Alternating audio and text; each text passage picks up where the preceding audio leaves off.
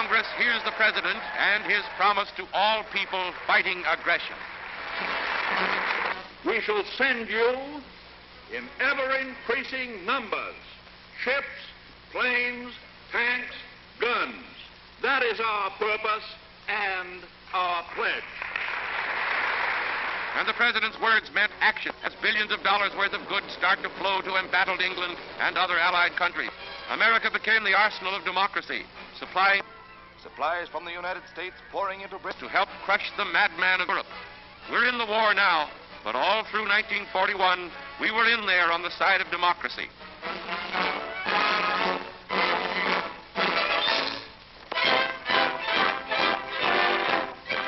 Unprecedented in the annals of the United States was the inauguration of Mr. Roosevelt to his third term. He took office to face the most critical period of our nation's history.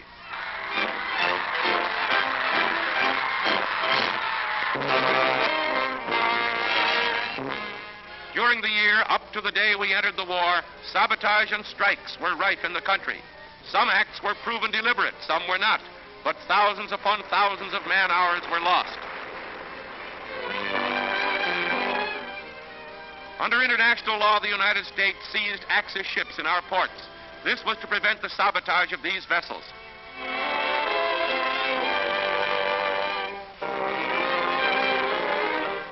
It took the war to unite our people, to unite capital and labor.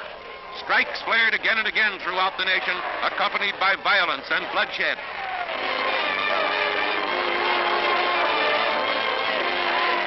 But now, scenes such as these are a thing of the past, for this nation will make a supreme effort to back our armed forces with the weapons they need. This is everybody's war. We're all in this war for victory.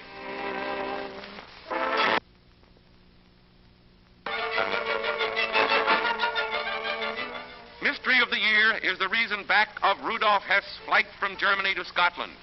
Did he feel the Axis couldn't win? Did he come with peace messages? All this won't be known until the war is over.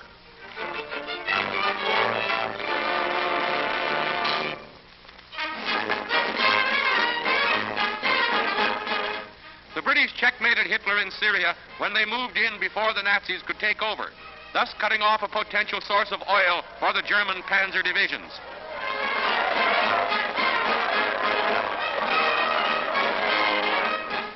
Iran, too, is the same story. The British, with this coup, control almost all of the Middle East oil supply. This is the oil that Hitler badly needed but lost.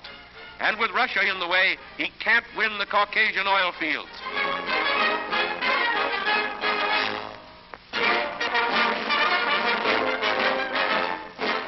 America acts to protect the vital North Atlantic sea lanes. American guns and troops in Iceland to ward off Nazi attacks and to guard the strategic shipping lanes over which Lend-Lease supplies are pouring to our allies. Uncle Sam takes the initiative.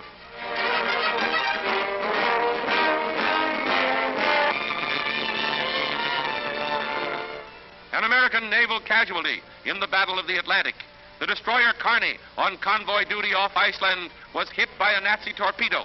Its rugged construction saved the new type ship, but American sailors lost their lives.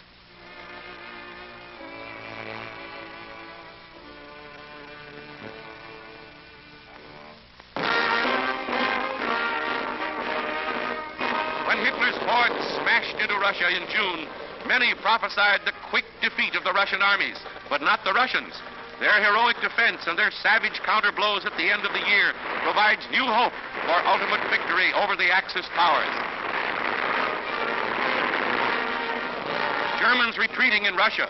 Good news in 1941.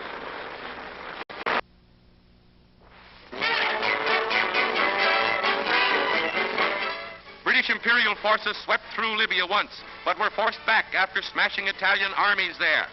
Then came the heroic defense of Tobruk against overwhelming odds.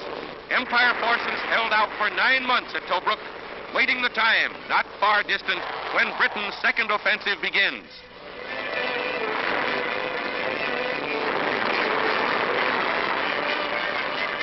Equipped with American-made tanks and planes, British troops are waging a campaign of annihilation to wipe out the Axis armies. Victory here will bolster the entire Allied position in the Middle East and may thwart any Axis thrust across Spain and down the coast of Africa. Time is of essence in Africa.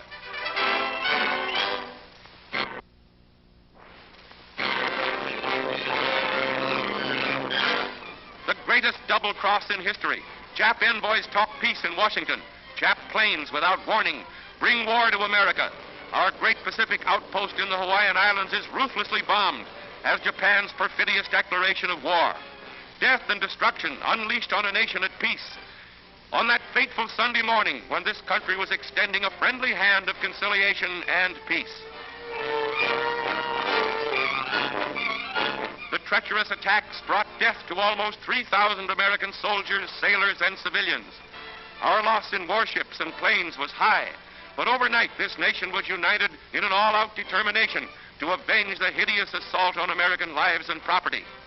Our battle cry is, "Remember Pearl Harbor." The President's signature speeds our total defense, energies, and resources to all-out victory. The evil mastermind of aggression is forced into the open. The world's #1 arsonist and killer declares the war on the United States, and his stooges applaud. The vociferous junior partner in crime follows suit. Now practically the entire world is joined in a horrible war.